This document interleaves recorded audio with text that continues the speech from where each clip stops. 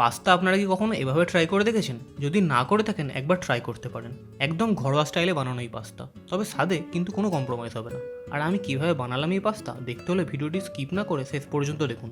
আর আমার ভিডিওগুলো যদি আপনাদের ভালো লেগে থাকে চ্যানেলটিকে সাবস্ক্রাইব করে পাশে দেওয়া বেল আইকনটি প্রেস করতে ভুলবেন না। তো চলুন দেখে নেওয়া যাক আমি এই পাস্তা বানালাম কীভাবে।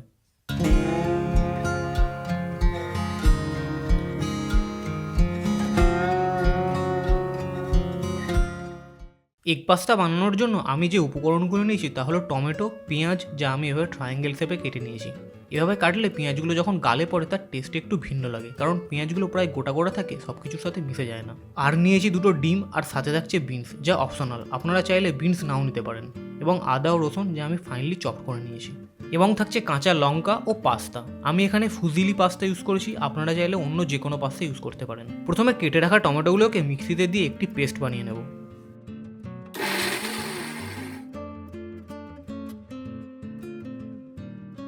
এরপর পাস্তা বানানোর জন্য একটি পাত্রে জল নিয়ে পাস্তাগুলো গরম জলের মধ্যে দিয়ে দেবো এবং এটিকে ভালো করে বয়েল করে নেব। সেদ্ধ হয়ে গেলে তা একটি পাত্রে জল ঝরিয়ে রেখে দেবো। যতক্ষণ পাস্তার জলটা ঝরছে ততক্ষণ চলুন আমরা বাকি রান্নাটা সেরে ফেলি। ডিমগুলো ভাজার জন্য কড়াইতে তেল দিয়ে ফেটে রাখা ডিমগুলো কড়াইয়ের মধ্যে দিয়ে ভেজে নিতে হবে। ডিম ভাজা হয়ে গেলে তা একটি পাত্রে তুলে রাখবো। এরপর ওই কড়াইতেই তেল দিয়ে প্রথমে সবজিগুলো একে একে ভেজে নেব। প্রথমে চপ করে রাখা আদা রসুনগুলো তেলের মধ্যে দিয়ে খানিকক্ষণ ভেজে নিন। গরম তেলের মধ্যে আদা রসুন ভাজার ফলে একটা সুন্দর গন্ধ ছাড়ে, এটা খাবারের মধ্যে আলাদা একটা মাত্রা এনে দেয়। রান্না করার সময় আদা রসুনের গন্ধের সেই ফিলটা আপনারা পাবেন। এরপর এতে পেঁয়াজের কুচিগুলো দিয়ে দিন ও যতক্ষণ না ভালো করে ভাজা হচ্ছে এটিকে ভাজতে থাকুন। তারপর তাতে কেটে রাখা বিনসগুলো দিয়ে সব কিছু একসাথে ভালোভাবে ভেজে নিন।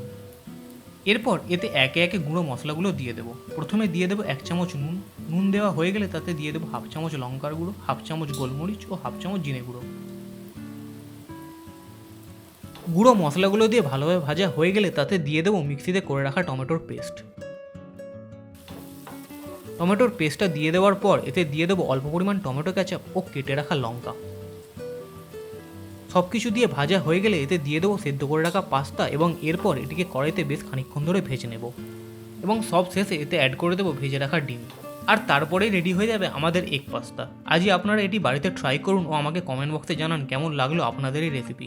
ভিডিওটি যদি ভালো লেগে থাকে ভিডিওটি লাইক ও শেয়ার করতে ভুলবেন না। আর চ্যানেলে প্রথম এসে থাকলে চ্যানেলটিকে সাবস্ক্রাইব করে পাশে দেওয়া বেল আইকনটি প্রেস করতে ভুলবেন না। এর ফলে চ্যানেলে আমি যদি কোনো নতুন রেসিপি নিয়ে আসি তা সবার আগে আপনার কাছে পৌঁছে যাবে।